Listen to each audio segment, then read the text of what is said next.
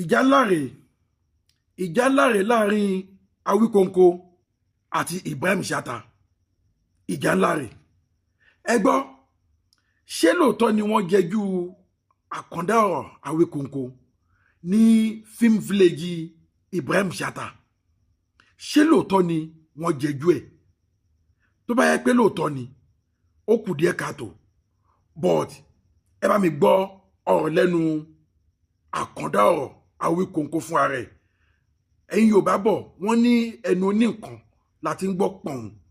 ẹnu ọlọ́fà láti ń gbọ́ mọ́tá. Ẹ jẹ́ ká gbọ́ lẹ́nu àkàndá ọ̀rọ̀ Awíkonko fún ara ẹ̀ ní nǹkan tójú ẹ̀ rí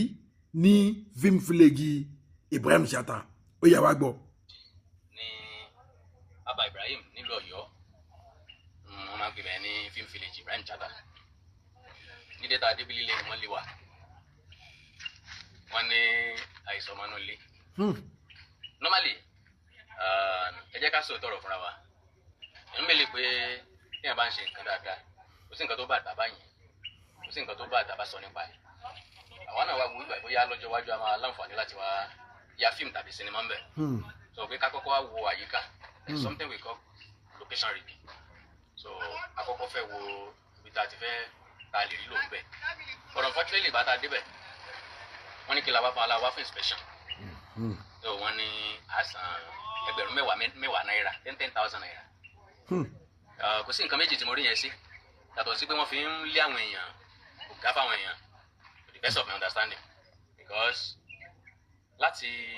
ọdún tó pẹ́ láti ń lọ sí tourism, láti ń lọ sí museum, láti mọ oríṣiríṣi nǹkan tó ń ṣẹlẹ̀ ní museum. Ni mi believe pé this is a kind of tourist center. Ẹ kó fọmọ Yorùbá láǹfààní láti ṣàbẹ̀wò síbẹ̀ at any time. Ǹjẹ́ bá fẹ́ gbélé tí wọ́n kọ́ síbẹ̀ lọ, ǹjẹ́ bá fẹ́ gbà àwọn nǹkan tí wọ́n tò síbẹ̀ lọ, ǹjẹ́ bá ní nǹkan kan ṣe pẹ̀lú àwọn nǹkan tí wọ́n ń ṣe ń bẹ̀. Bí kì í ṣe wípé àwa náà jẹ́ filmmaker, a jẹ́ producer, a dẹ̀ ti ń gbọ́ròyìn òkèèrè tẹ́lẹ̀ pé tó bá dábàá Ibrahim, àwa ni ká má dúró lórí pé wọ́n ní wọ́n sọ nìkan ká wá síbí báyìí. Lóòótọ́ ìdálù ní ìṣèlú, eégún ní gbowó òde ibìkan, ó ní bí wọ́n ṣe tẹ̀lé oníkálukú. But notwithstanding, ó yẹ káwọn èèyàn wa kí wọ́n máa consider ọ̀pọ̀lọpọ̀ àwọn tí ń bọ̀ lẹ́yìn. Mostly mo máa ń sọ̀rọ̀ kan ní pé majority àwọn tí wọ́n fẹ́ra wọn ní actor yìí tàbí tí wọ́n fẹ́ra wọn star, ibi tí wọ́n dé ni wọ́n máa ń sábà wò, wọn ń wo ibi tí wọ́n ti ń bọ̀, wọn dẹ̀ wo ibi tí wọ́n ń lọ. Bẹ́ẹ̀ni. Wọn kì í wò gbà táwọn struggle àti ibi táwọn ti bẹ̀rẹ̀. Bẹ́ẹ̀ni. Wọn dẹ̀ kí wá rántí àtúbọ̀tán mọ́. Ibi tán dé yẹn bí wọ́n ṣe tó yẹn nìkan náà ni wọ́n máa ń hámà lé lórí. Well, ẹnìkan bá wa sọ̀rọ̀ bóyá àwọn ọmọọṣẹ́ wọn àbáwọn tán ó béèrè lọ́wọ́ wọn pé ṣé òfin tuntun nìyẹn, ṣé rúùlù nìyẹn, ó ní ibi tó ti wá insult wa ni pé tábà ti lè sanwó káyà máa lọ, ó wà very very insulting. Tábà lọ ká máa lọ. Tábà máa lọ ká máa lọ, ó wà very very insulting. Because n bá wò dáadáa ẹni tó ń sọ̀rọ̀ yìí tó bá máa jẹ́ gbé ọmọ mi wájú jẹ́ gbé. Can you imagine? And again ọ̀wọ̀ díẹ̀ lára ń fẹ́. Wọn àríwá ń bí lánàá, àríwá ń jẹta, àdẹ̀ bíbí káwá tọrọ owó tàbí káwá tọrọ oúnjẹ. Iṣẹ́ tí tó dáa tí Ibrahim Chatta ń ṣe la ní káwa náà wá káwa gbé lárugẹ. Bẹ́ẹ̀ni. N tó bá fi ṣẹlẹ̀ sí rèmi bẹ́ẹ̀ tó túmọ̀ sí pé how much more èèyàn tó rú ẹ̀ máa ṣẹlẹ̀ sí tí ó jẹ́ nǹkan kan tàbí tẹ́nì kan kò mọ̀. Iṣẹ́ láti bá Ibrahim jẹ́ o tàbí Ibrahim Chatta láti bàjẹ́ because ibi téèyàn ò sí Ọlọ́run wà ń bẹ̀, ó ń gángan ò sáà sí ń bẹ̀, bóyá ẹni lẹ́ni wà ń bí iṣẹ́, bóyá ẹni wà ń bí tó ti ń rest, kò mọ nǹkan kan. But normally wọ́n bá ràn yàn ṣe ẹrú ńgbà míì èèyàn máa fi tọ́ máa jẹ. Bẹ́ẹ̀ni. Ilé ikú díẹ̀ káàtó very very disappointing because àti ilé Ifẹ̀ ni mo ti gbéra pé òkè o ẹ̀já wá ṣàbẹ̀wò sí bíbáyò tí mo bá pàdé bí ó jẹ́ ìjákulẹ̀ ńlá, ó dẹ̀ jẹ́ nǹkan tó dùn mí because kíní kan ní máa ń ṣẹlẹ̀ lọ́rọ̀ life mi, èmi náà ò sí mẹ́ni tó máa ń ro rẹ̀ pín, kò sí nǹkan tẹ́ẹ̀dá kan ṣe ilé ayé tẹ́lómi ò lè ṣe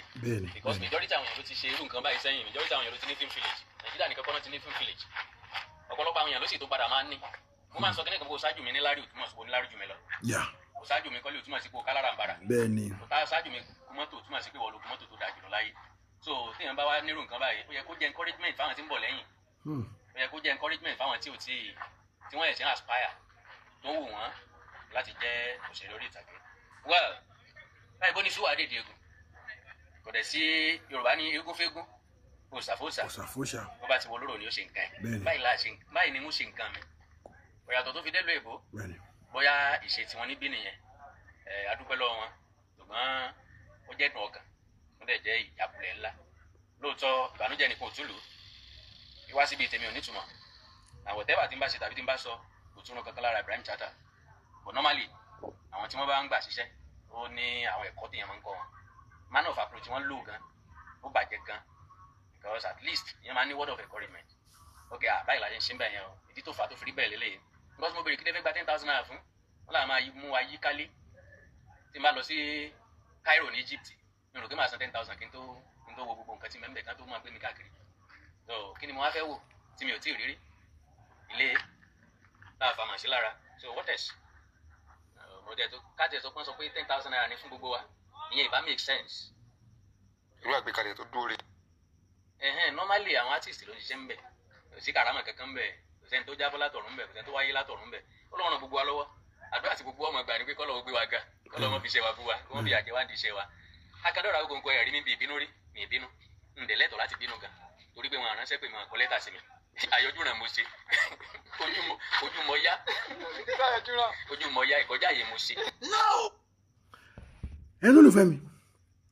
ẹ ti gbọ́ lẹ́nu Àkàndá Ọ̀rọ̀ Awikonko nǹkan tí ojú ẹ̀ rí ní Vim Village Ibrahim Chatta ẹ lólùfẹ́ mi gbogbo ojú tó wò mí ẹ jọ̀ọ́ mo bẹ̀ yín ni ẹ bá mi share fídíò yìí gbogbo ẹ̀yin tẹ́ bá mọ Ibrahim Chatta ẹ jọ̀ọ́ ẹ bá mi tag ẹ lórí ọ̀rọ̀ yìí ṣe rí èmi ò mọ èrò ọkàn tí yín gbogbo ẹ̀yin tẹ́ ń wò mí èmi ò mọ èrò ọkàn tí yín but èrò ọkàn tí tèmi ni èmi fẹ́ sọ yìí ẹ̀yin náà ẹ fi èrò ọkàn yín hàn ní abẹ́ comment section free ni kò sẹ́ni tó fẹ́ sọ pé ẹnìkan ṣe sọ nǹkan kan ń tẹ́yìn bá wò lọ́kàn tẹ́ ẹ bá gbà lérò tó bá wá látọkàn yín ọ̀ọ́ tẹ́ ẹ rò pé báyìí ló ṣe yẹ kó rí ẹ̀yin náà ẹ fi èrò ọkàn yín hàn lábẹ́ comment section ayé wà à ń kọ́ra wa lẹ́kọ̀ọ́ ni a sì wà nínú ayé a dẹ̀ máa kọ́gbọ́n sí ní ojoojúmọ́ ni ṣé nǹkan tẹ̀mí rí nínú ọ̀rọ̀ yẹn number 1 gẹ́gẹ́ bí Àkàndá Ọ̀rọ̀ Awikonko fúnra rẹ̀ bí òun gan ṣe sọ ó ní òun ò rí ẹ̀bi lọ́wọ́ Ibrahim Chatta nínú ọ̀rọ̀ tó wà nílẹ̀ yìí yá èmi náà ò tí ì rí ẹ̀bi nínú ọ̀rọ̀ tó wà nílẹ̀ yìí fún Ibrahim Chatta ṣé rí àwọn tí mo rí bá wí jù òun ni àwọn tí wọ́n fi sí ẹnu gate àwọn Yorùbá bọ̀ wọ́n ní pẹ̀lẹ́ olóbi olakọ kódà tí Àkàndá Awikonko bá máa san 10,000 orí kọ̀ọ̀kan tí wọ́n sọ yẹn ǹjẹ́ jẹ́ mọ̀ wípé manner of approach ńgbà míì ó máa mátà tó ṣe bí òwe o ẹ̀yin bàbá mi ẹ̀yin ìyá mi ẹ̀yin náà lẹ pa lówe ẹni ọ̀rọ̀ ló máa mú obì jáde nínú àpò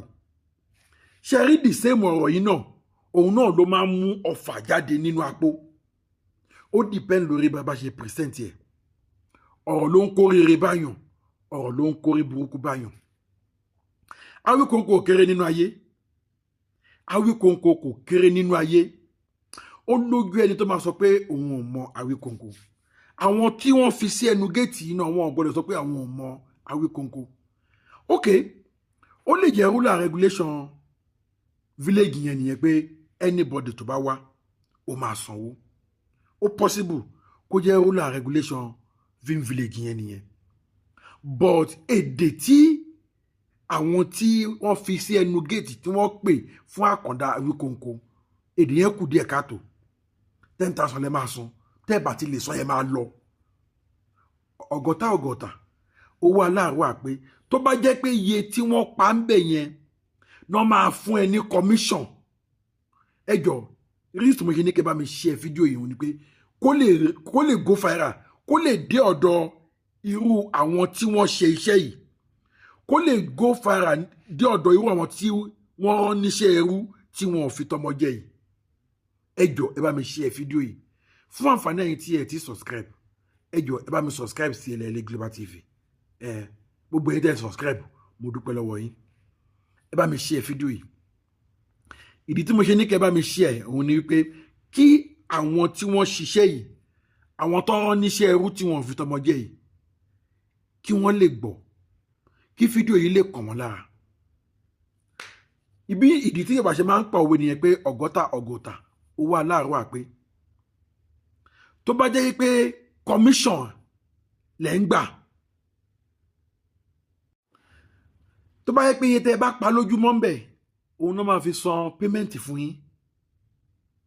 tó bá jẹ́ pé iye tẹ́ bá gbà wọlé òun ló máa dífá iye owó tó máa fún yín as a salary or as a payment maybe weekly or monthly or per day. Mo believe pé ẹ ò ní behave bẹ́ẹ̀ ṣe behave yẹn ìyẹn àwọn tí wọ́n fi sẹ́nu gate ni mò ń sọ o. According to Àkàndá Awikonko ó ní àwọn tí ẹ ti wọlé gan tán sínú film village yẹn àwọn tí wọlé gan tán àwọn tí ẹ ti ń wo gbogbo inú ẹ̀ náà díẹ̀díẹ̀ kó tó di pé àwọn yẹn wá bá wọn pé kí ni nǹkan táwọn fẹ́ káwọn tó ṣàlàyé fún wọn ló wá dùn ní wípé tẹ́ ẹ bá ti lè san 10,000 ẹ máa lọ. Ìdíbàjẹ́ ò kàn mí irú àwọn tó ń pè bẹ́ẹ̀ lélẹ́yìí ohun mo ṣe ní kẹjọ kẹ bá mi ṣe fídíò kó lè dọ́dọ̀ Ibrahim Chatta. Ibrahim Chatta ní láti caution àwọn tí ó bá fi sí ẹnu gate. Manner of approach ó wà most important. No matter who may be, no matter who you be, ẹni kódà gan kó jẹ́ ni tó yẹ pé ẹ tí ẹ mọ̀ rárá tí ò tí ẹ ṣe star tí ò tí ẹ mọ̀yàn tí ò lókìkí tó wá síbẹ̀ yẹn kéèyàn tó lè fi ilé ẹ̀ sílẹ̀ àwọn kó fi nǹkan tó ń ṣe sílẹ̀ kó lóun fẹ́ dé Vim Village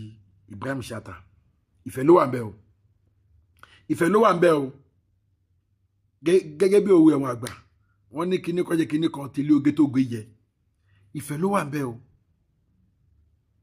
Kí àwọn tí Ibrahim Chatta máa fi sẹ́nu gate kó máa ṣe tọ́rọ́ ní kí ni mo lè pè orientation fún wọn kó máa fún wọn ní encouragement kó máa kọ́ wọn bọ́n ṣe manner of approach ó wà most important o. Ó ló jẹ́ kí n pòwé lẹ́kọ̀ọ́ pé ọ̀rọ̀ ló mú obì jáde nínú àpò ọ̀rọ̀ yìí kan náà ló ń fa ọfà jáde nínú àpò ọ̀rọ̀ yìí wà most important. Manner of approach. Ẹ tún gbọ́ bí Àkàndá Awikonko ṣe sọ ó ní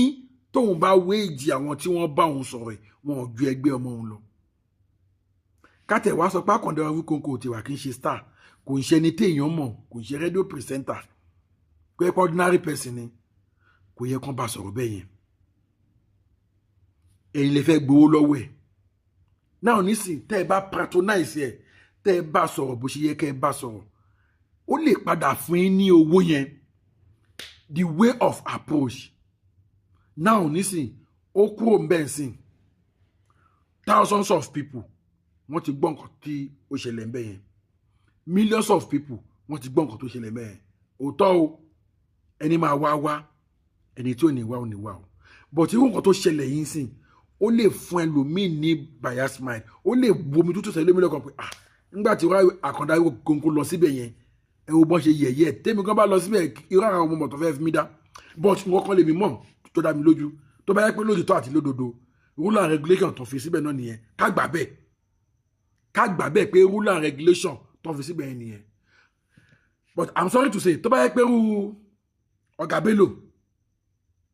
kó má torí àwọn kan tó ń bú Àkàndá Awikonko wọ́n ní wáyé tí ò ṣe kọ lẹ́tà kó tó lọ síbẹ̀. Ṣé gbogbo àwọn tó bá máa lọ sí Vim Village náà máa kọ lẹ́tà? Tó bá kọ lẹ́tà tí lẹ́tà ò bá dé ọ̀bẹ̀rin tó yẹ kó dé ńgọ́. Òun ló jẹ́ kí n sọ wípé tó bá yẹ pé Ọ̀gá Bello ló ń bọ̀ tí ò kọ lẹ́tà tí ò dẹ̀ pé Ibrahim Chatta pé tẹ́kì tẹ̀ lọ surprise Ibrahim Chatta. Tọ́gá Bello bá dé ẹnu gate wọ́n á ní kí Ọ̀gá Bello sanwó kó tó wọlé. Àbí tó bá jẹ́ irú Jídé Babs ló ń bọ̀. Àbí tó bá yẹ pé Ọdúnládé ló ń bọ̀. Àbí kó lọ jẹ́ Ògògò. Àbí Yínká Quadri. Àwọn náà ń bọ̀ wá síbẹ̀ yẹn. Tọ́kàn ní àwọn fẹ́ ṣe surprise fún Ibrahim Chatta. Tó bá débẹ̀ yẹn, ṣé àwọn ọmọ tó ń hùwà yẹn ṣé wọ́n lè hùwà bẹ́ẹ̀? Èmi mọ̀ wípé wọn lè hùwà bẹ́ẹ̀. Mo mọ̀ pé wọn lè hùwà bẹ́ẹ̀. Wọ́n mọ̀ bẹ́ẹ̀ mi ṣe ro mi ò mẹ́rọ kan títí yín o. Wọ́n mọ̀ downgrade Àkàndá Awikonko ni. Ẹ jẹ́ ká sọ̀rọ̀ síbi tọ́rọ̀ wà. Torí Àkàndá Awikonko kò ń ṣe ẹni tó máa sọ pé àwọn ò mọ̀. Ká tiẹ̀ tó pé ẹ̀ tiẹ̀ tún wá mọ̀. Ó ní nínú aṣọ táwọn wọ̀ àti àwọn ọmọọṣẹ́ òun orúkọ àwọn wà ń bẹ̀. Àkàndá Awíkóńkó náà kì í ṣọmọ kékeré nínú ayé òótọ́ ọ̀lẹ̀ ni a máa sọ òun but inú mi dùn Àkàndá fún ààrẹ ti clear ọ̀rọ̀ yìí ó ní Ibrahim Chatta ò ṣẹ̀hún tá a dẹ̀ mọ̀ lóòótọ́ wípé Ibrahim Chatta ò mọ nǹkan kan pa ẹ̀ torí pé kí ni Ibrahim Chatta ò sí ń bẹ̀ ó possible kò yẹ pé Ibrahim Chatta ti ẹ̀ bí sí níbi tó gbé wà mo dẹ̀ mọ̀ pé tí Ibrahim Chatta bá padà gbọ́ ọ̀rọ̀ yìí ó máa blame ọ̀rọ̀ bọ̀bọ̀ yẹn pé ẹ̀ bá ti má ṣe bẹ́ẹ̀ tó bá tiẹ̀ wá come to us ẹ̀ bá ti wá pè mí ẹ̀yin tó fi sẹ́nu gate ẹ̀yin lè mírí bá wí ẹ̀yin lè hùwà ẹni tí wọn kọ̀ ẹ̀yin lè hùwà àfojúdi ẹ̀yin lè hùwà wípé tá a bá ṣe kò sẹ́ni tó fẹ́ bí wá bẹ́ẹ̀ mi ṣe wo ewu ọkàn tèmi nìyẹn o tó ra ọkàn ń bú Àkàndá Awíkóńkó pé ó yẹ kóun náà kọ lẹ́tà ó yẹ kó sọ fún pé òun ń bọ̀ ṣé gbogbo àwọn tó ń bọ̀ wá síbẹ̀ yẹn ni wọ́n máa kọ lẹ́tà ẹni mílíọ̀nù ló fẹ́ kọ lẹ́tà ṣé ẹni tó tiẹ̀ ti ok kí lẹ́tà tó lè dé ibẹ̀ yẹn ẹni yẹn máa débẹ̀ àbí ta ló fẹ́ fi lẹ́tà rán sí àbí lẹ́tà máa wá ti àtọwọ́dọ́wọ́ ok náà nísìnyí mo fẹ́ wá sí Vim Village Ibrahim Chatta nsìn mi ò ní nọ́mbà ìnáwó mo lè fẹ́ lọ mọ́ bẹ̀ ẹni kí n kọ lẹ́tà báwọn lẹ́tà ṣe fẹ́ débẹ̀ ó ti fi hàn pé èmi náà ni màá tún mú lẹ́tà débẹ̀ ṣé ńgbà tí mo ti mú lẹ́tà débẹ̀ ṣé mi ò ti débẹ̀ nìyẹn kí n ṣe wá mú lẹ́tà débẹ̀ kí n drop lẹ́tà kí n ṣe wá padà kí la assurance pé wọ́n máa pè mí kí la assurance pé lẹ́tà máa dọ́dọ̀ Ibrahim Chatta ẹ jẹ́ ká máa rọ àwọn ọ̀rẹ́ síra wọn olóòlù jẹ́ kí Àkàndá Awíkóńkó fún ààrẹ náà sọ pé ẹ má wọrí èmi ni mo yọjú hàn èmi ni mo ṣàyọjú hàn wọn kúkú pè mí lóòótọ́ èmi ni mo fẹ́ wá mọ nǹkan tó ń ṣẹlẹ̀ mí báyìí ìfẹ́ dẹ̀ ni ìfẹ́ ni Àkàndá Awíkóńkó tá à ń sọ yìí sìn ọ̀kan nínú àwọn òṣèré orí ìtàgé náà ni kó tó yà sí iṣẹ́ rédíò pírẹsẹ̀ntà ó lè di lọ mọ fíìmù tó ń pákéjì lọ́wọ́ mọ nǹkan tó ń pòpọ̀ tó bá rí nǹkan tó lè lò ń bẹ̀ yẹn sìn ṣebí tó bá wá síbẹ̀ kò ní lò lọ́fẹ̀ẹ́ á níye tóun náà máa donate síbẹ̀ bọ́tí ń sìn ẹ ti fọ̀rọ̀ lé ẹ ti lé ẹ ti jẹjú ẹ ti commonize ẹ now ẹ wo bí tọrọ yìí ti wá dé I can bet you àìmọye ẹni tó ní máìndì pé wọ́n fẹ́ wá síbẹ̀ again lórí ọ̀rọ̀ tó ṣẹlẹ̀ yìí sìn wọ́n lè change máìndì wọn lótìtọ́ o bá ń gúnyán nú odó bá ń ṣe ọbẹ̀ nínú èpo ẹ̀pà ẹni máa yọ ayọ̀ o kí gbogbo àwọn kan sọ pé àwọn ò ní lọ àwọn tó máa lọ 100% assurance but Yorùbá bọ̀ wọ́n ní a máa ń wá ọ̀rẹ́kọ̀rẹ́ ni a kì í wá ọ̀tàkọ́tà but inú mi dùn wípé Àkàndá Awíkóńkó kò rí nírí wípé Ibrahim Chatta ló ṣe òun ó kàn jẹ́ wípé kò sí bọ́n ṣe máa porí ajá tí wọn ò ní porí kòkò tí wọ́n fi ṣe ọ̀gá wa Ibrahim Chatta èmi ìbá ròyìn èmi ò bá bẹ̀yìn tẹ́ bá mọ nọ́mbà Àkàndá Awíkóńkó ẹ bá pè kò ná yín ní kankan ẹ pè ẹ lè apologize on behalf of àwọn ọmọọṣẹ́ yín iṣẹ́ tẹ́ ẹran wọn kọ́ ni wọ́n jẹ́ kò ná yín ní kankan kò tú kankan lára yín àpọ́nlé ni Àkàndá Awíkóńkó ọ̀rẹ́ mi má má bínú mo gbọ́ nǹkan tó ṣẹlẹ̀ mi ò rán ọmọ yẹn níṣẹ́ tí wọ́n ń jẹ́ bí mo ṣe rán wọn kọ́kọ́ bó tiẹ̀ jẹ́ pé yín lè tiẹ̀ rán wọn bẹ́ẹ̀ ẹ kàn sọ pé yín kọ́ lẹ pé nǹkan tẹ́ ẹ rán wọn kọ́ náà ń jẹ́ pé tó bá tiẹ̀ sọ pé kọ́ tẹ̀ máa disturb àwọn èèyàn ṣé bí irú tí ń wá ni ẹ mọ̀ kẹ́kàn fi jẹ́ kó tọ́ síbẹ̀ torí bí Àkàndá kí sọ pé Ibrahim ò ṣẹ̀hún lótìtọ́ ó lè jẹ́ lọ́kàn ẹ̀ lóòótọ́ but àwọn oríṣiríṣi ọ̀rọ̀ in fact oríṣiríṣi ọ̀rọ̀ ti jáde but tó bẹ́ẹ̀ jù bẹ́ẹ̀ lọ àwọn tó wà lẹ́nu gate àwọn lè mérí bá wí ẹni olùfẹ́ mi ò mẹ́rọ kan tí yín ẹni náà fi rọ kan tí yín hàn lábẹ́ comment section àwọn onírìn jù bẹ́ẹ̀ lọ lórí ọ̀rọ̀ Àkàndá Awíkóńkó tó físìtì Ibrahim Chatta village látàrí nǹkan tó ṣẹlẹ̀ tá a bá tún gbọ́ ẹni awuyewuye kan lẹ́yìn ẹ̀ àbí ẹni rumors kan lẹ́yìn ẹ̀ màá tún jẹ́ kẹ́ gbọ́ ẹni olùfẹ́ mi ire o.